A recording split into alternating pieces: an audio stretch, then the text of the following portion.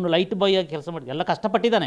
ಇದಾದ ನಂತರ ಅವನು 10ನೇ ಕ್ಲಾಸ್ ಓದಿ ಅವನು ಬಿಟ್ಟು ಯಾವುದೋ ಸೀರಿಯಲ್ಗಳಲ್ಲಿ ಮಾಡ್ತಾಯಿದ್ದ 2-3 ಸೀರಿಯಲ್, ಕೆಟ್ಟ ಆ್ಯಕ್ಟಿಂಗ್. ಆಗ ಒಂದು ದಿವಸ ಊರಿಗೆ ಬಂದಾಗ ನಾನು ಬೈದೆ ಅವನ, ಅಲ್ಲ ದರ್ಶನ್, ನೀನು ಒಬ್ಬ ನಟ ಆಗಬೇಕು ಅಂತ ಬಯಸಿದವನು ಹೋಗಿ ಕಚಡ ಥರ ಮಾಡ್ತಾಯಿದ್ದೀನಿ, ನಿನಗೆ ಆ್ಯಕ್ಟಿಂಗೇ ಬರೋಲ್ಲ ಕಣೋ, ನೀನು ಎಂತಿದ್ದು ಅಂತ. ಗುರುವೇ ನಾನೇನು ಮಾಡಬೇಕು ಗುರುವೇ? ವಿನೀತ ಭಾವ ದರ್ಶನ್ ಬೇರೆ, ಆ ದರ್ಶನ ಬೇರೆ, ವಿನೀತ ಭಾವದ ದರ್ಶನ್. ನಾನು ಹೇಳಿದೆ ನೀನಾಸಮಿಗೆ ಹೋಗು, ಅಲ್ಲಿ ಆ್ಯಕ್ಟಿಂಗ್ ಕಲಿಸ್ತಾರೆ ಅಂತ ಹೇಳಿದಾಗ ನಾನು ಲೆಟ್ರ್ ಕೊಟ್ಟೆ. ಮಂಡ್ಯ ರಮೇಶ್ ಹತ್ರ ಹೋಗು ಅಂತ ಹೇಳಿದೆ, ಅವನು ಒಂದು ಲೆಟ್ರ್ ಕೊಟ್ಟ. ಈ ಲೆಟ್ರ್ ಇಟ್ಕೊಂಡು ಅವನು ನೀನಾಸಮಿಗೆ ಹೋದ. ಅವನು ನೀನಾಸಮಿಗೆ ಹೋಗಿ ನಟನಾಗಿ ರೂಪುಗೊಂಡು ಮೆಜೆಸ್ಟಿಕ್ ಅಂತೇಳೋ ಸಿನಿಮಾ ಅವನಿಗೆ ಸಿಕ್ತು, ಸೂಪರ್ ಹಿಟ್ ಆಯಿತು.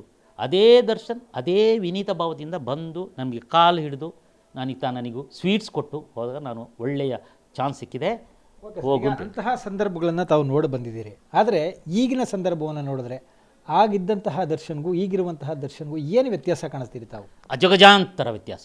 ನಾನು ಇದ್ರ ಮೊದಲೇ ಅವನು ಇದಾದ ನಂತರ ಅನೇಕ ಸಿನಿಮಾಗಳಲ್ಲಿ ಸಕ್ಸಸ್ ಆದ ನಂತರ ಅವನು ಯಾವುದಾವುದೋ ಕಾರಣಗಳಿಗೆ ಅವನ ಹೆಂಡತಿಯನ್ನು ಬಿಡೋ ಸಂದರ್ಭ ಅದು ಇದಗಳಿಗೆ ಅವನು ಮಾತಾಡ್ತಿದ್ದದು ಸೋಷಿಯಲ್ ಮೀಡಿಯಾದಲ್ಲಿ ಟಿ ವಿಗಳಲ್ಲಿ ಬರ್ತಾಯಿದ್ದು. ಅದರಲ್ಲಿ ಏನಂದರೆ ಅಕ್ಕನ್ನು ಅಮ್ಮನ ಲ್ಯಾಂಗ್ವೇಜು ಭಾಳ ಕೆಟ್ಟ ಲ್ಯಾಂಗ್ವೇಜ್. ಯಾಕೆಂದರೆ ಒಬ್ಬ ನಟ ಆ ಥರದ ಲ್ಯಾಂಗ್ವೇಜನ್ನು ತಮ್ಮ ಎದುರುಗಡೆ ಎಲ್ಲಾದರೂ ಯಾವಾಗಾದರೂ ಬಳಸಿದಂಥ ಉದಾಹರಣೆಗಳಿದೆಯಾ? ನಿಮ್ಗೆ ಗೊತ್ತಿದೆಯಾ? ಅದು ಇಲ್ಲ, ಖಂಡಿತ ಇಲ್ಲ, ನಾನು ಕಂಡೇ ಇಲ್ಲ. ನೋಡಿ, ಡಾಕ್ಟರ್ ರಾಜ್ಕುಮಾರ್ ದೊಡ್ಡ ಬೈಗಳೇನು ಗೊತ್ತಾ, ನಿಮ್ಮ ಮನೆ ಕಾಯೋಗ ಅಂತ. ಅದಕ್ಕಿಂತ ದೊಡ್ಡ ಬೈಗಳು ಅವನು ಬೈದದ್ದಿಲ್ಲ. ಸಿನಿಮಾದಲ್ಲೂ ಅವನು ಏನಾದರೂ ಡೈಲಾಗ್ ಬರೆದಿದ್ದಾರೆ ಅದನ್ನು ಹೊಡಿಸಿ ನಿನ್ನ ಮನೆ ಕಾಯೋಗ ಅಂತ ಬರೆದು, ಅದೇ ದೊಡ್ಡ ಬೈಗಳ. ಆದರೆ ಇವನ ಬಾಯಲ್ಲಿ ಹೊಲಸೇ ಇದ್ದಿದ್ದು. ಮತ್ತು ಇವನು ರಾತ್ರಿ ಕುಡಿತಿದ್ದ ಕಾಣುತ್ತೆ, ಕುಡಿದ ಮೇಲೆ ಇವನು ಮನುಷ್ಯನಾಗಿರೋದಿಲ್ಲ. ಮತ್ತು ಅವನ ಕೀರ್ತಿ ಪತಾಕೆ ಏನಿದೆ, ಅವನ ಕೀರ್ತಿ ಮತ್ತು ಹಣ ಎರಡೂ ಸೇರಿದಾಗ ಕಣ್ಣು ಕಾಣದಾಗಿ ಅವನಿಗೆ ಅದನ್ನು ಅಹಮ್ಮಾಗಿ ಪರಿವರ್ತಿಸಿಕೊಂಡ. ಮದ ಅವನ ತಲೆಗೆ ಏರ್ತು. ಇದರಿಂದ ಅವನಿಗೆ ಕೊನೆಗೆ ಶನಿಯಾಗಿ ಕಾಡಿದ್ದು. ನಡಿ ಈಗ ಶುರು ಮಾಡೋಣ. ಕೇಸರಿಯಿಂದ ಮನೋಲ್ಲಾಸ ಮನಸ್ಸು ಮತ್ತೇರಿ ಕುಣಿದಾಡಿದೆ ನೋಡು, ಮನಸ್ಸು ಮತ್ತೇರಿ ಕುಣಿದಾಡಿದೆ ನೋಡು. ಕ್ಷಣ ಕ್ಷಣವೂ ಆಚರಿಸಿ ಕೇಸರಿ ಹಬ್ಬ. ವಿಮಲ್ ಬಾಯಲ್ಲಿ ಹೇಳಿ ಕೇಸರಿ. ಪವಿತ್ರ ಗೌಡ ಅಂತ ಹೇಳೋ ಇನ್ನೊಬ್ಳು, ಒಂದು ಒಳ್ಳೆಯ ಹೆಂಡತಿ, ಒಂದು ಒಳ್ಳೆಯ ಚಂದ ಇರುವ ಮಗ ಇದ್ದು ಇನ್ಯಾವಳನ್ನೋ ಅವನು ಕಟ್ಟಿಕೊಂಡಿದ್ದೋ ಲವ್ ಮಾಡಿದ್ದೋ ಅಥವಾ ಇಟ್ಟುಕೊಂಡಿದ್ದೋ ನನಗೇನು ಗೊತ್ತಿಲ್ಲ ಪರ್ಸನಲ್. ಆದರೆ ಅವಳು ಅವನ ಶನಿಯಾಗಿ ಕಾಡಿದಳು. ಅವಳಿಗಾಗಿ ರೇಣುಕಾಸ್ವಾಮಿಯ ಕೊಲೆ ಆಯಿತು. ಮತ್ತು ಆ ಕೊಲೆ ಏನೋ ಹೊಡೆಯುವಾಗ ಸತ್ತೋದ್ರು ಅಂತ ಹೇಳ್ಕೊಳ್ಳೋಣ, ಯಾರೋ ಹೊಡೆದ್ರು ಅಂತ ಹೇಳ್ಕೊಳ್ಳೋಣ, ಇವನ ಶಿಷ್ಯದನ್ನೇ ಹೊಡೆದು ಆ ಪ್ರಕರಣವನ್ನು ಮುಚ್ಚಿಟ್ಟದ್ದು ಅಪರಾಧ ಆಗೋಯಿತು. ಆ ಹೆಣವನ್ನು ಎಲ್ಲಿಗೂ ತಗೊಂಡು ಹೋಗಿದ್ದು, ಬಿಸಾಕಿದ್ದು, ಆ ಪ್ರಕರಣವನ್ನೇ ಮುಚ್ಚಿಟ್ಟದ್ದು, ಇದೆಲ್ಲ ಅಪರಾಧ ದರ್ಶನದಾಗೋಯಿತು. ಇದೆಲ್ಲವೂ ಸೇರಿ ಅವನಿಗೆ ಒಂದು ಹೆಣ್ಣು, ಒಂದು ಹೆಂಡ, ಒಂದು ಅಹಂಕಾರ, ಇದು ಇವನನ್ನು ಸರ್ವನಾಶ ಮಾಡಿದೆ. ಈ ದರ್ಶನ್ ಇಡೀ ಚಲನಚಿತ್ರ ಸಂಘದ ಎಲ್ಲ ಕಲಾವಿದರಿಗೊಂದು ಪಾಠ. ನಾವು ಹೇಗಿರಬೇಕು ಅಂತೇಳಿ ಅವನನ್ನು ನೋಡಿ ಕಲ್ತ್ಕೊಳ್ಳಿ ಅಂತ. ಯಾಕೆಂದರೆ ಕೆಟ್ಟದನ್ನು ನೋಡಿ ಕಲಿಬೋದು, ಒಳ್ಳೆಯದನ್ನು ನೋಡಿ ಕಲಿಬೋದು. ಈಗ ಅವರನ್ನು ಚಿತ್ರರಂಗದಿಂದ ಬ್ಯಾನ್ ಮಾಡಬೇಕು ಅಂತನ್ನುವಂತಹ ವಿಚಾರಗಳು ಸಾಕಷ್ಟು ಚರ್ಚೆ ಆಗಿದೆ ಒಂದು ಕಡೆ.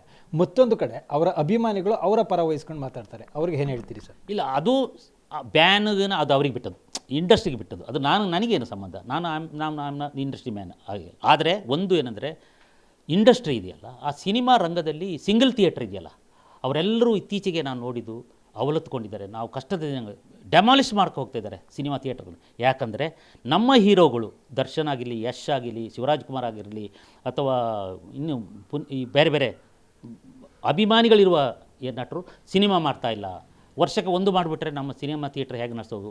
ವರ್ಷಕ್ಕೆ ಎರಡಾದರೂ ಮಾಡಲಿ, ಸುದೀಪ್ ಒಂದೆರಡು ಸಿನಿಮಾ ಆದರೂ ಮಾಡಲಿ ಅಂತೇಳಿ ಅವರು ಅವಲತ್ಕೊಂಡಿದ್ದಾರೆ. ಇಂಥ ಕಷ್ಟದ ದಿನಗಳಲ್ಲಿರುವ ಸಿನಿಮಾ ಇಂಡಸ್ಟ್ರಿ, ಕನ್ನಡ ಸಿನಿಮಾ ಇಂಡಸ್ಟ್ರಿಯಲ್ಲಿ ಅವರ ಅಭಿಮಾನಿಗಳು ಹುಚ್ಚಾಬಟ್ಟೆ ಅಂಧಾಭಿಮಾನಿಗಳಾಗಿ ಟ್ರೋಲ್ ಮಾಡೋದು, ಇನ್ನೊಬ್ಬರನ್ನ ಬೈಯೋದು ನಿಲ್ಲಿಸಿ.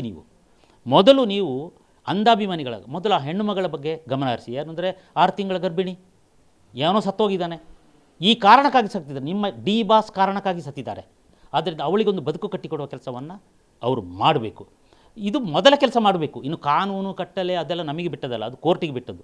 ನಾಳೆ ಚಾರ್ಜ್ ಶೀಟಲ್ಲಿ ಬೇಕಾದರೆ ಅವರು ಇರಲೇ ಇಲ್ಲ, ಅವ್ರು ಹೊಡಿಯಲೇ ಇಲ್ಲ ಅಂತ ಏನು ಗೊತ್ತು? ಈಗ ಒತ್ತಡಗಳಿದೆಯಲ್ಲ, ರಾಜಕಾರಣಿಗಳ ಒತ್ತಡ ಇದೆಯಲ್ಲ. ಮತ್ತೊಂದು ವಿಚಾರ ಅಂತಂದರೆ ಸರ್, ದರ್ಶನ್ ಅವರಿಗೆ ನೀವು ಹೇಳೋ ಮಾತಿನ ಪ್ರಕಾರವಾಗಿ ಮೊದಲಿಗೆ ಬಣ್ಣ ಹಚ್ಚಿತಾವೆ ಅಂತನ್ನುವಂಥ ವಿಚಾರ. ಅವರು ಒಂದು ಉತ್ತುಂಗ ಸ್ಥಿತಿಗೆ ಹೋದಂತಹ ಸಂದರ್ಭದಲ್ಲಿ ಈ ನಟನೆ ಮುಖಾಂತರ ಆವಾಗ ಯಾವ ರೀತಿಯಾದಂತಹ ಭಾವನೆ ಇತ್ತು, ಈಗ ಯಾವ ರೀತಿಯಾದಂಥ ಭಾವನೆ ಇದೆ? ಇಲ್ಲ ಉತ್ತುಂಗ ಸ್ಥಿತಿಗೆ ಹೋದದ್ದೇ ಅವರು ಏನಂದರೆ ಅವ್ರು ಯಾವುದೋ ಒಂದು ಸೋಷಿಯಲ್ ಮೀಡ್ಯಾದಲ್ಲಿ ನೋಡಿದೆ, ನನಗೆ ನೋಡಿ ಪುನೀತ್ ರಾಜ್ಕುಮಾರ್ ಕಾರ್ ಇದೆ, ನನಗೆ ಅವರಷ್ಟೇ ಆಸ್ತಿ ಇದೆ ಅಂತೆಲ್ಲ ಹೇಳ್ಕೊಂಡಿದ್ದಿದೆ.